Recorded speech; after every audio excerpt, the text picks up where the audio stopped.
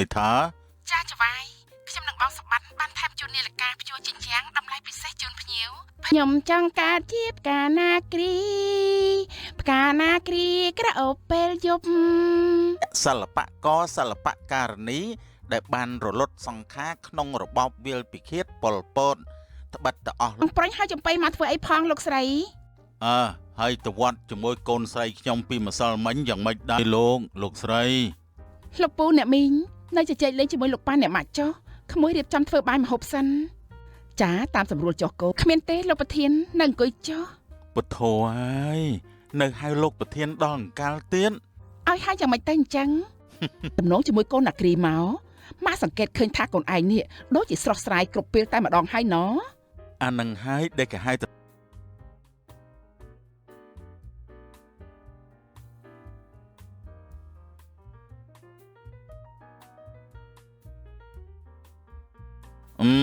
គិតលៃលោកជាមួយសម្បត្តិថែមកាដូជូនភ្ញៀវនេះឱកាសបុណ្យភ្ជុំបិណ្ឌដូចជាក្រុមហ៊ុនគេទៅណាកនិថាចាចវាយខ្ញុំនឹងបងសម្បត្តិបានថែមជូននាឡិកាព្យួរចិញ្ចាំងតម្លៃពិសេសជូនភ្ញៀវភេសជ្ជៈ10កេសទឹកបរិសុទ្ធ10កេសនិងសេវាកម្មថែទាំរថយន្តជូនភ្ញៀវរយៈពេល1ឆ្នាំពេញ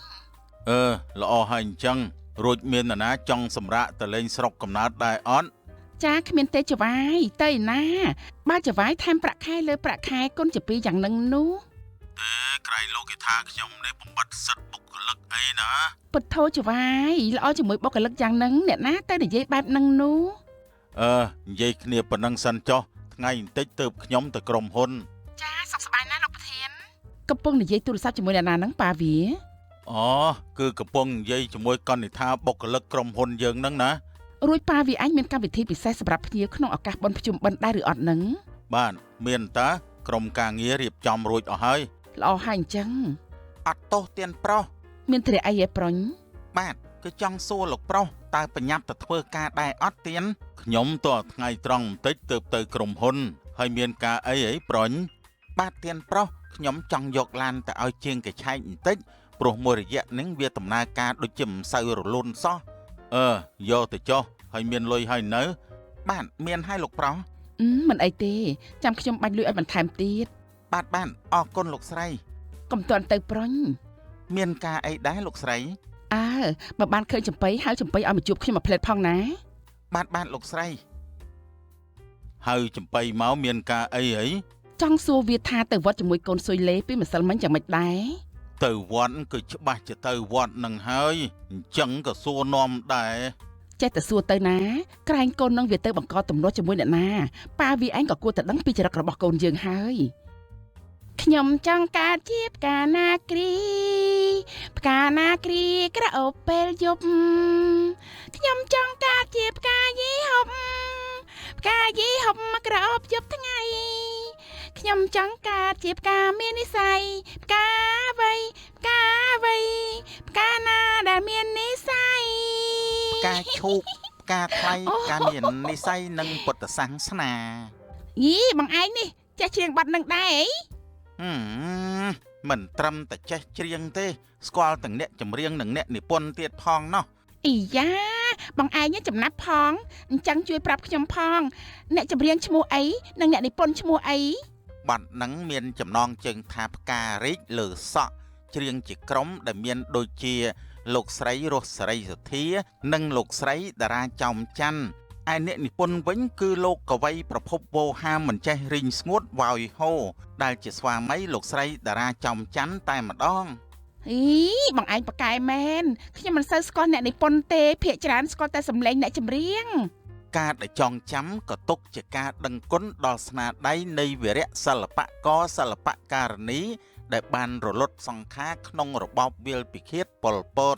ត្បិតទៅអស់លោកមួយចំនួនធំបានឃ្លាតកាយឆ្ងាយពីពួកយើងប៉ុន្តែស្នាដៃអស់លោកនៅតែបម្រើអារម្មណ៍មនុស្សខ្មែរគ្រប់ស្រទាប់វណ្ណៈដូចនេះក្នុងនាមយើងជាមនុស្សចំនួនក្រោយគួរតែនាំគ្នាថែរក្សាកេរមរតកដ៏មានតម្លៃនេះឲ្យបានគង់វង្សជាដរាបសម្រាប់ដួងព្រលឹងសិល្បៈជាតិខ្មែរ មែនហើយបងយុវជនខ្មែរគួរមានតួនាទីក្នុងការរួមគ្នាថែរក្សាមរតកដ៏មានតម្លៃមួយនេះប៉ុន្តែខ្ញុំសង្កេតឃើញជនអត់ខួរមួយចំនួនណាបងតែងតែយកបទមរតកដើមទៅច្រៀងខូវ៉ាឡេឡូខុសទម្រង់ដើមជួនណាបទម្ចាស់ដើមជាស្ត្រីបែរជាបរិសុទ្ធយកមកច្រៀងបទស្រីបែរជាមនុស្សប្រុសយកមកច្រៀងទៅវិញអើយនៃចម្រៀងខ្លះអ្នកនិពន្ធប្រៀបដូចជាមនុស្សស្រីទៅនឹងផ្កាប៉ុន្តែអ្នកចម្រៀងឥឡូវណាបដូចមនុស្សប្រុសទៅជាផ្កាទៅវិញចំណែកមនុស្សស្រីគេប្រៀបប្រដូចទៅជាសត្វកន្លង់ទៅវិញហើយ ដោយសារសង្គមបច្ចុប្បន្នក្នុងវិស័យសិល្បៈគេអត់ផ្ដល់តម្លៃទៅលើសមត្ថភាពពិតប្រាកដទេអ្នកខ្លះគ្មានចេះអីសោះក្រៅពីយកបាត់គេយកមកកន្លែងច្រៀងដូចជាក្មេងទំរៀនដកដង្ហើមក៏មានណាហើយរៀបរាប់មួយថ្ងៃក៏មិនអស់ដែរណែលោកស្រីឲ្យចំបៃឯងទៅជួបគាត់បន្តិចអូលោកស្រីហៅខ្ញុំគាត់មានការអីជាមួយខ្ញុំអីបងខ្ញុំក៏មិនដឹងដែរបញ្ញាប់ទៅជួបគាត់ទៅ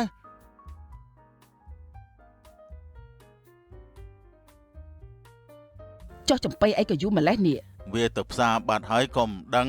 អូនោះមកហើយតើឲ្យបងប្រាញ់ឲ្យចំបៃមកធ្វើអីផងលោកស្រីហើយទៅវត្តជាមួយកូនស្រីខ្ញុំពីម្សិលមិញយ៉ាងម៉េចដែរមិនក៏ឈ្ងោកមុខមិននិយាយអញ្ចឹងមានរឿងអីនិយាយមិនកើតឬក៏អីនិយាយមកខ្ញុំថាមិនអីទេខ្ញុំស្គាល់ចរិតកូនខ្ញុំច្បាស់ណាស់កុំភ័យអីណាធ្វើដូចជាមិនធ្លាប់ស្គាល់ខ្ញុំនិងលោកស្រីឯងអញ្ចឹងនិយាយមកតើជាស្អីទៅនិយាយប្រាប់ខ្ញុំមកមានរឿងអីចាលោកស្រីគឺអ្នកនាងតូចទៅវត្តដូចជាទៅធ្វើសង្គ្រាមអញ្ចឹងយ៉ាងម៉េចទៀតហើយចំបៃទៅឆ្លោះជាមួយនរណាទៀតហើយមែនទេមិនខុសទេលោកប្រុសអួតថាទៅវត្តធ្វើបន់មានឯណាទៅឡាត់ឆ្លោះគេពេញទាំងវត្តហ្នឹងហើយទៅឆ្លោះជាមួយអ្នកណាទៀតហើយចំបៃគឺលោកប្រុសចំណោគូតដឹងរបស់គាត់ហ្នឹងណាលោកស្រីអូយសាហាវណាស់ញញញគ្មានខ្មាស់អ្នកណាគេក្នុងវត្តទេមកត្រូវខ្មាស់គេតែខ្ញុំឯនេះវិញទេកុំតែខ្ញុំជ្រុលទៅជាមួយហើយទេឃើញទេវាដូចជាខ្ញុំគិតអញ្ចឹងឆ្កែកតុយខ្វៀនវានៅតែខ្វៀនដដែលទៅខំគេដល់ក្នុងវត្តគ្មានខ្មាស់អីគេបន្តិចសោះមិនដឹងជាត្រូវនិយាយយ៉ាងម៉េចទៀតទេនេះដល់តែយ៉ាងនឹងពេកចំបៃឆាប់ទៅហៅនាងឯងឲ្យមកជួបខ្ញុំបន្តិចមកគិតយ៉ាងម៉េចទៅប៉ាវាគិតវាយដំកូនទៀតឬយ៉ាងម៉េចហាអត់ទេមនុស្សធំអស់ហើយខ្ញុំមិនវាយតបទៀតនោះទេរួចយ៉ាងម៉េចទៅអើយអាណិតខ្ញុំទៅលោកប្រុសលោកស្រីបើចំបៃទៅហៅអ្នកនាងតូចណាច្បាស់ជាគាត់ដឹងថាខ្ញុំជាអ្នកនិយាយប្រាប់លោកប្រុសនិងលោកស្រីជាមិនខានឡើយពេលនោះចំបៃច្បាស់ជា700មិនខានទេថាទៅខ្ញុំចេះរៀបចំមិនឲ្យប៉ះពាល់ចំបៃឯងហើយជីវិតរបស់ចំបៃស្ថិតនៅលើថ្វីមាត់លោកប្រុសហើយណាលោកប្រុសទៅឲ្យឆាប់ទៅវាមិនដែលអ្នកនាងឯងធំជាងលោកប្រុសនិងលោកស្រីទេណាចាលោកស្រីទេកូននឹងមិនក៏ភ្លើអញ្ចឹងអស់ទៅណោះនេះព្រោះតែស្នេហាដឹកមុខធ្វើឲ្យវាលែងមានការគិតឲ្យបានត្រឹមត្រូវនឹងណាអានឹងគេមិនហៅតែស្នេហានោះទេការដែលស្រឡាញ់នរណាម្នាក់មិនមែនមានន័យថាយើងទៅហួងហែងគេដាក់គំនាបលើគេនោះទេស្នេហាគឺជាការលះបង់រវាងគ្នានឹងគ្នាបើភាគីម្ខាងទៀតមិនអាចបន្តដំណើរជីវិតជាមួយយើងហើយយើងគួរទៅដោះលែងគេមិនមែនតាមហួងហែងតាមប្រច័ណ្ឌអញ្ចឹងទេអ្នកនាងតូចចំបៃចូលបានអត់មានការអីចូលមកអ្នកម៉ាក់និងលោកប៉ាប្រយបងមកឲ្យខ្ញុំទៅញ៉ាំបាយមែនទេអាចារ្យអត់ទេអត់បើអញ្ចឹងបងមានការជាមួយខ្ញុំអីអាចារ្យគឺលោកប្រុសនិងលោកស្រីប្រាឲ្យចំបៃមកហៅអ្នកនាងឲ្យទៅជួបលោកទាំងពីរហៅឲ្យខ្ញុំទៅជួបបងឯងមានដឹងថាលោកទាំងពីរមានការអីនិយាយជាមួយខ្ញុំដែរអត់អាចារ្យមិនជ្រាបទេអ្នកនាងឬមួយជារឿងដែលខ្ញុំតែឆ្លោះគ្នាជាមួយមីមុខត្រីឆ្លូញនៅវត្តកាលពីម្សិលមិញបងឯងមានបាននិយាយអីប្រាប់ពួកគាត់ទៅពីដែរឬអត់អូយអត់ទេអ្នកនាងចំបៃទៅរមាស់មាត់ធ្វើអីទុកមាត់ស៊ីមាន់វិញវាប្រសើរជាងបើអញ្ចឹងជារឿងអីទៅមិនដឹងដែរប្រញាប់ទៅជួបលោកទាំងពីរទៅអ្នកនាងចុះបងមានបានសង្កេតឃើញទឹកមុខគាត់ទាំងពីរយ៉ាងម៉េចដែរអូចាគឺថាទឹកមុខគាត់ទាំងពីររីកដូរជាក្របជីត្រាំទឹកអញ្ចឹងអ្នកនាងអញ្ចឹងមិនមែនជារឿងមីមុខងាប់ណាស់គ្រាទេតោះបងឯងទៅជាមួយគ្នាទៅអូយអ្នកនាងទៅចុះចំបៃទៅស្រោចផ្កាសិនហើយចាខ្ញុំទៅម្នាក់ឯងក៏បានដែរ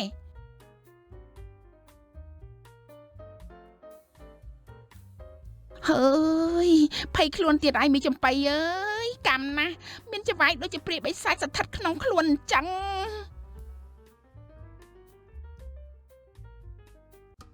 ហើយម្សិលមិញទៅវត្តជាមួយនាងយ៉ាងម៉េចដែរចំបៃ សួរនាំឲ្យតែខឹងទេនេះ មិនអញ្ចឹងហើយមានរឿងអីឬក៏នាងទៅឆ្លោះគេក្នុងវត្តដូចចំបៃឯងរំពឹងតុង បងឯងនិយាយមិនខុសទេបងអើយខ្ញុំគិតថាច្បាស់ជាទៅឆ្លោះជាមួយគេពិតមែនខ្មាស់គេតែខ្ញុំនឹងតែគាត់អត់ខ្វល់ ហើយទៅឆ្លោះជាមួយនរណាទៅចំបៃ គឺអ្នកនាងម្នាក់ដែលឲ្យមាសបងនឹងខ្ញុំកាលពីប្រហែលខែមុនហ្នឹង ហាម៉េចបានជាស្អប់គេដល់ម្លឹងខ្ញុំមិនយល់ទេនេះ បងឯងអត់ដឹងរឿងដូចខ្ញុំដំបងខឹងអ្នកនាងនងនិយាយជាមួយលោកប្រុសចំណោក្រោយមកលោកប្រុសចំណោសុំផ្ដាច់តំណែងតំណងជាមួយមិនបានប្រមាណលោកប្រុសចំណោទៅតាក់ទងជាមួយអ្នកនាងដែលឲ្យមាសយើងនឹងឥឡូវពួកគាត់ជាគូតែដឹងនឹងគ្នាហើយ អញ្ចឹងតើបានជាចេះតែតាមរាវឆានគេតរហូត ណែបងនិយាយឲ្យកុំឲ្យលឺសណ្ដានអាក្រក់ណាស់បើជាបងប្អូនឬក៏កូនរបស់ខ្ញុំអីខ្ញុំនឹងមួលឲ្យជាប់សាច់មិនខានទេតែខ្លួនឯងជាអ្នកមាននិយាយគ្មានគិតពីអារម្មណ៍អ្នកណាទេ ណែកុំចេះតែនិយាយអញ្ចឹងប្រយ័ត្នគាត់លឺ ចុះខ្ញុំនិយាយជាមួយតែបងឯងតាឥឡូវលោកប្រុសនិងលោកស្រីហៅទៅខោកក្បាលហើយចាំតែមើលចុះបងឯងចាំស្ដាប់ទៅ ខោកលោកស្រីលោកប្រុសហ៊ានខោកនាងជាកូនស្រីតែម្នាក់ហ្នឹង នៃធៀបនឹងណាប៉ុណ្ណឹងក៏មិនយល់ដែរបងឯង ប្រយ័ត្ននាំអំពលទុកដាក់ខ្លួនវើយ ប្រហែលជាមិនអីទេបងព្រោះលោកប្រុសនិងលោកស្រីធានាសុវត្ថិភាពជូនខ្ញុំហើយ បើមិនអីមែនខ្ញុំសាទរខ្ញុំខ្លាចតែនាងសុយលេមហែកចំបៃឯងជា10000ចម្រៀកអីទៅមិនយ៉ាប់ទេអី បាទដល់ដំណាក់កាលនឹងមែនណាចំបៃហែកតដៃវិញហើយ មិនបាច់អង្គុយទេឈរនិយាយទៅប៉ានឹងម៉ាក់ឈរចាំយូរណាស់ហើយ មានកែនិយាយជាមួយកូនមានប្រសាសន៍មកទៅវត្តម្សិលមិញសប្បាយដែរអត់មានអីសប្បាយតាសុំជូនបនលោកទាំងពីរផង ជូនបនប៉ាម៉ាក់ឬក៏ជូនបាប ជូនបាបយ៉ាងម៉េចទៅនេះកូនទៅវត្តគឺជូនបននឹងហើយឈប់សំដែងធ្វើជាលេលើដូចគួស្រាំងតិចទៀតទៅណែអោកូនអើយភ្លើនេះភ្លឺហៅលែងលឺតែម្ដងនេះបងចំបៃនិយាយរឿងដែលកូនទៅវត្តប្រាប់លោកទាំងពីរមែនទេ ណគេមិនដឹងអីសោះថាគេទៀតមិនចាំបាច់ចំបៃនិយាយនោះទេមានគេប្រាប់ប៉ាហើយវាចេះតែយ៉ាងម៉េចនៅក្នុងខ្លួនបានជាទៅបង្កទំនាស់ជាមួយក្មួយចំណូលនឹងគូទៅដឹងរបស់គេនោះ ចង់ដឹងណាថាអាណាមីណាមួយដែលមកអុចអាលោកប៉ាកុំឲ្យកូនស្គាល់ណាបើស្គាល់កូននឹងទៅតែកំភ្លៀងឲ្យបែកឈាមមិនខានរឿងគេសោះចេះមកឈឺឆ្អាលខ្លាំងម្លេះឃើញទេនិយាយទាំងទៅតឹងទឹះសម្បានអីក៏អាក្រក់ម្លេះណែបើកូនខុសហើយណាកុំខំប្រឹងប្រកែកយកត្រូវអីចុះមនុស្សអីនៅក្រៅសង្គមយ៉ាងហ្នឹងពីលព្រៃផ្សៃដូចក្មេងបាត់សង្គមផ្ទះធំតំណុំខ្ពស់ចរិតដូចមនុស្សអត់ចេះអសរ ហើយមើលទៅស្ដីបដៅលេងកើតហើយបើថាពិបាកពេកហៅប៉ូលីសឲ្យមកយកទៅដាក់គុក2-3ខែទៅអី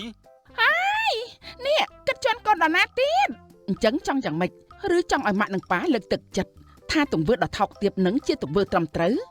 គឺកូនចំណែន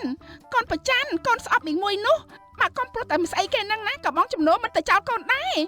មកពីចរិតយើងនោះវាបានពេកទៅដឹងចរិតញញដូចជាឆ្កែឆ្កួតតលតែព្រះស៊ីម៉ង់ទៅនៅជាមួយបាន ទាំងប៉ាទាំងម៉ាក់សុទ្ធតែមិនយល់ចិត្តកូនខឹងណាស់ ពីថ្ងៃនេះតទៅប៉ាមិនឲ្យកូនឯងចេញទៅណាក្រៅពីបរិវេណនៅក្នុងផ្ទះនោះទេជៀសវាងទៅបង្កបញ្ហាជាមួយគេទៀតព្រោះកាយៅកូនឯងនេះវាគ្មានសម្ដេចប្រគ្រូឯណាមកបដៅបានទេ អញ្ចឹងទៅដែរណាមិនសម្រាប់កូនចោលតែម្ដងទៅលោកប៉ាចុះទៅពិបាកអីឡើងទៅលើផ្ទះលូតចុះមកក្រោមមកវាបានដូចបំណងហើយកូនស្អែកធ្វើបុណ្យសពតែម្ដងចប់សោះម៉ាក់និងប៉ានិយាយស្ដីបដៅផងកុំថាឡើយមានកូនស្រីតែម្នាក់ត្រឹមមួយកំណាត់ណាតែពិបាកនិយាយម៉ាក់នឹងណាក៏ម៉ាក់មិនស្ដាយដែរគួរឲ្យខឹងណាតាមតែក្តៅចង់ទៅផ្ទះឲ្យផ្ទប់ជាងនឹងទេខ្ញុំ អាយុ20ស្អែកខាងស្អែកហើយនៅប៉ះភ្លើមិនដឹងខ្យល់អីសោះ និយាយតែមាត់វាមិនស្ដាប់ទេតលតែប្រើច្បាប់ព្រៃខ្លះ លោកអាយលោកធ្លាប់តែឮគេនិយាយថាមានកូនប្រុសទៅពិបាកនិយាយស្ដីបដៅនេះណាកូនយើងជាស្រីផងនៅពិបាកនិយាយម្លឹងហើយចុះកម្មអីក៏អាក្រក់ម្លេះ កម្មកង់កម្មអទេសស្អីមកពីយើងតម្រើសវានាំឲ្យខូចមនុស្សទេណាហើយគេថាពុតឈើតន់នៅខ្ចីអាយុវាក៏មិនមែនស្ដីបដៅលេងបានឯណាកុំពិបាកចិត្តអីម៉ាក់វាបើថាមិនស្រួលទេឲ្យវាទៅវត្តឲ្យបាត់ទៅ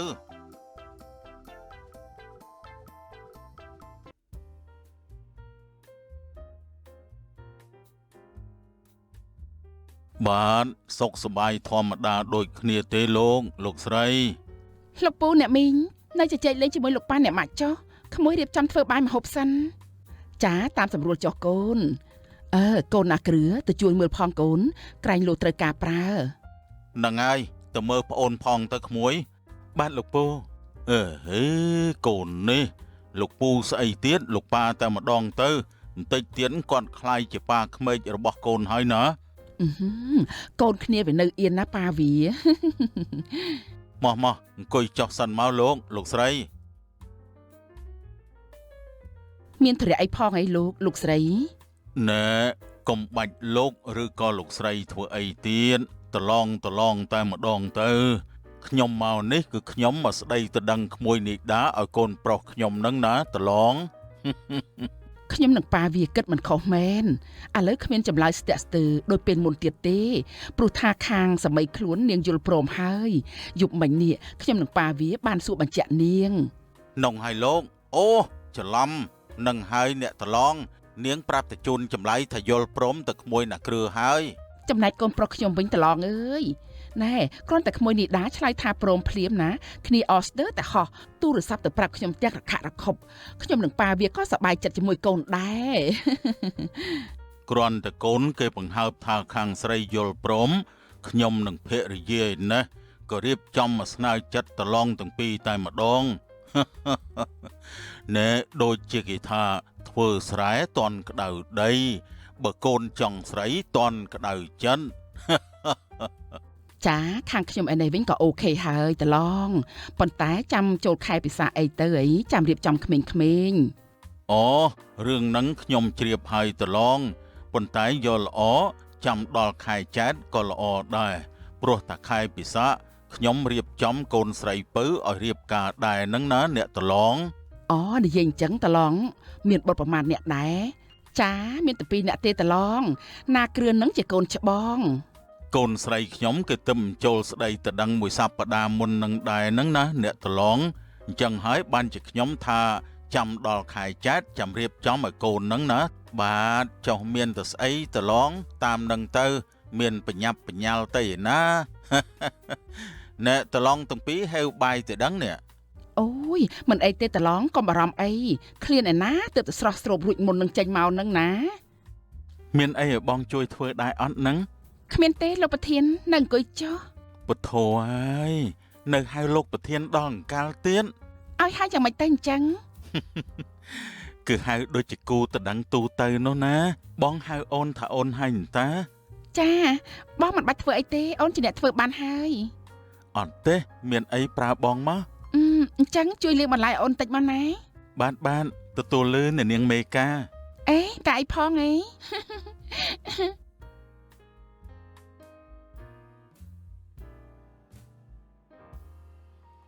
តាំងពីមានតំណែងតំណងជាមួយកូនអាគ្រីមកម៉ាក់សង្កេតឃើញថាកូនឯងនេះដូចជាស្រស់ស្រាយគ្រប់ពេលតែម្ដងហើយណ៎អានឹងហើយដែលគេហៅតែស្នេហាល្អដូចផ្ការីកនោះណាម៉ាក់សូមឲ្យស្នេហាកូនឯងស្រស់ដូចជាផ្ការីកដរាបរៀងទៅកុំឲ្យស្នេហាមួយនេះណាខ្លាចជាផ្ការោយទៅវិញអូយកុំមានប្រសាសន៍អញ្ចឹងអីមើលម៉ាក់បើទោះបីជាមានឧបសគ្គយ៉ាងណាក៏កូនមិនធ្វើឲ្យស្នេហាមួយនេះខ្លាចទៅជាស្នេហាដូចជាផ្ការោយនោះឡើយម៉ាក់ជូនពរឲ្យដូចបំណងរបស់កូនកូនទៅធ្វើការឲ្យម៉ាក់ចុះមិនញ៉ាំបាយសិនទេអីបាទកូនទៅញ៉ាំនៅកន្លែងធ្វើការឲ្យម៉ាក់ព្រោះប្រញាប់ជួបភ្ញៀវទៅចុះសុខសប្បាយណាកូនបាទអរគុណម៉ាក់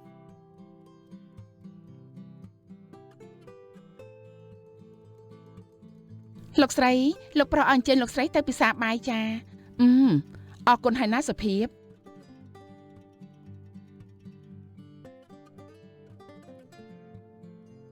ចាបន្តិចទៀតទើបអូនទៅហាងចុះបងទៅធ្វើឲ្យនៅអូបងទៅមកដល់អอฟហ្វិសមុននឹងដែររួចអូនញ៉ាំអីឲ្យនៅចានៅមិនទាន់ចុះទៅក្រោមនៅឡើយទេថ្ងៃត្រង់ហ្នឹងទៅញ៉ាំបាយជាមួយបងណាចាំបងទៅទទួលអូននៅហាងចាបងអូបងមានរឿងមួយចង់ប្រាប់អូននិយាយមកបងណែសៅរ៍អាទិត្យហ្នឹងទៅលេងកបត2យប់ជាមួយគ្នាណាណែឬមួយបារម្ភថាបងបំពៀនអូនឈួនសុភាពបរោះអស់ត្រឹមបងនឹងហើយបើមិនទាន់បានក្រាបក្បាលដល់កន្ទេលទេបងមិនប៉ះពាល់អូនជាដាច់ខាតមានបាននិយាយអី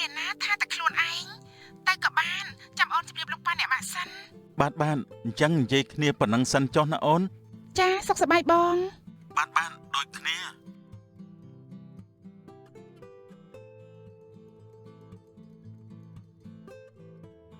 សូមចុចជាវនិងដាក់រូបកណ្ដឹងដើម្បីទទួលបានវីដេអូបន្ទាប់ពីឆាយាហ្វៀមសូមអរគុណ